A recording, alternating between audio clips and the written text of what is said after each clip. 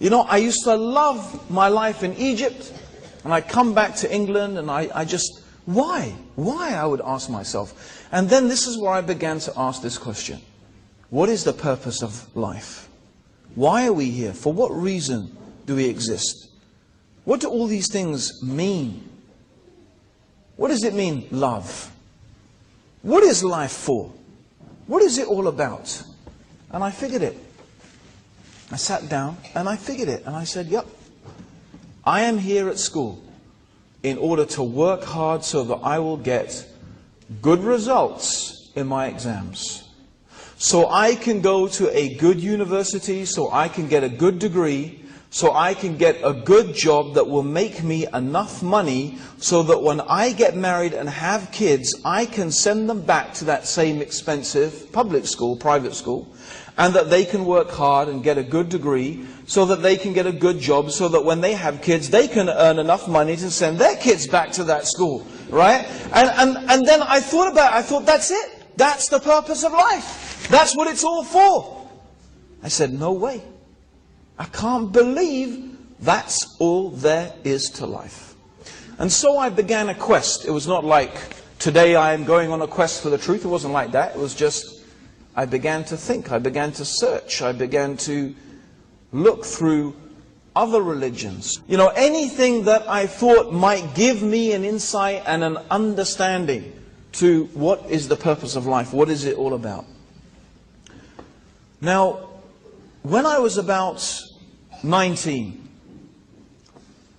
something happened, something very important happened. And that was, in the 10 years that I spent, and my holidays in Egypt, only one person ever really had a decent conversation with me about Islam. Now, I had many, many questions about Catholicism, but when it came to anyone challenging me, okay, or questioning me, I would vigorously defend. I would become a defender of the faith. You know, even though I didn't actually believe in it, but, you know, I suddenly became a defender of it. It was a strange paradox, okay? I had many questions in my mind, but, you know, especially when it's this Egyptian. I mean, after all, what does he know? I'm English. We used to rule these chaps not a few years ago. You know, after this conversation's been going on for about 40 minutes, he asks me a few simple questions, and they've stuck in my head until this day. He said, so you believe that Jesus is God? I said, yes. And he said, and you believe Jesus died on the cross? I said, yes. He said, so you believe God died? And when he said that, you know what? It was, if Mike Tyson had come and smacked me in the face with a fist, right? It wouldn't have had, I mean, I was absolutely flabbergasted. Because I suddenly realized the irrationality and the just, I have to say it, the foolishness of what I was believing. And inside myself, I said, of course I don't believe that God died. You can't kill God. And I realized that all these years I had been taught something. I had been indoctrinated with something. I had been taught this thing, and I always felt uncomfortable with it. But you know, it just took someone to spell it out for me in clear, simple terms. Look, if you believe this and you believe this, then you must believe that. And I realized that, no, I didn't believe that. But you know what? I wasn't going to admit that to him. I wasn't going to admit. I said, that's been very interesting, and I've got to go up to my cabin now, okay? Bye! You know, I didn't want to think about it, and I went up and started smoking and having a coffee and writing and doing anything to think about except what the guy had been telling me. But, you know, it had its effect. It really had its effect. You know, because after that stage, and this is something, like I said, I'd always been uncomfortable with. But that was a big changing point in my life. You could say it was an epiphany. No one, if you're on a spiritual journey, a quest for truth, you wouldn't have thought of, dreamed of looking at Islam. And I didn't. I looked at everything. So I reached this stage when I was basically at this stage a hippie. Okay? So I was about now 20 years old, 19, 20 years old. I was a hippie. I had, by this stage, invented my own religion. Okay? This religion was bits and pieces of all the religions that I had studied, and I took them all together and I made my own religion. Okay? And so therefore I started to develop this philosophy of my own religion, but it didn't take me long to figure that this was the worst bunch of rubbish that I'd ever come across. Right?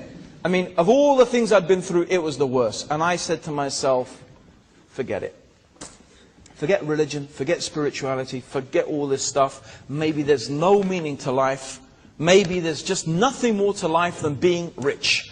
Maybe my problem is that I didn't have enough money. Now, to show you what I'm thinking of in terms of the money I thought I would need to make me happy, I'm thinking here yachts and private jets. That's the stage that I'm going to need to move up to, right? So you can imagine my lifestyle before that. Okay? So I'm thinking to myself, money. Okay, let's go back to money. How do I make lots of money with very little effort? Because who wants to work hard? Who wants to spend all the time working? You want money and then you want to enjoy that money. So less work, more money, that's what we need. Maximum enjoyment. So I thought to myself, let's make a study of this. Let's start thinking about people who have got money in the world. Okay? And let's think about how they got their money. So I started thinking. I started thinking about Britain. Okay, lots of money there. No problem. But too much work. What, the Industrial Revolution? Oh, no way, you know. All those satanic mills and those dark mills and all that industrial, no, forget that. America, you know, the American dream. What is the American dream? You're in the gutter and you struggle, and it's the rat race, and you make it, and you're the self-made millionaire. I said, that is definitely too much hard work. The Japanese, they've got lots of money, but all they do is work. That's all they ever do. And in those days, they were well known, the Japanese, for being workaholics. And then it came to me. Those Saudi Arabians, they've been sitting on their camels, going, Allahu Akbar, and they've got all this money. That's the one. That's it. Let me look at that. That's interesting. No effort, maximum money. There's got to be something there. So I said to myself, okay, let me think about it. Of course. Okay, what's their religion, their book? Yeah, the Quran. Right, let me have a look at this Quran. There's got to be something interesting there. And that is really what motivated me to go down to the bookshop, and I took a translation of the Quran.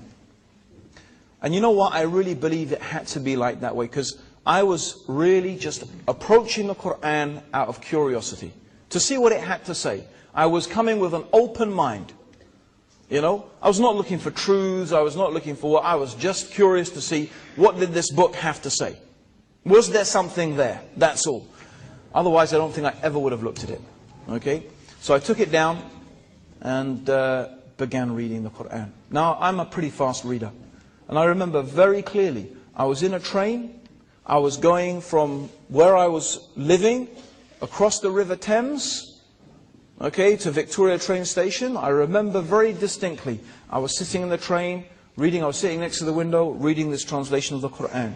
I looked out of the window, I looked back and I said to myself, if I have ever read a book that is from God, this is it.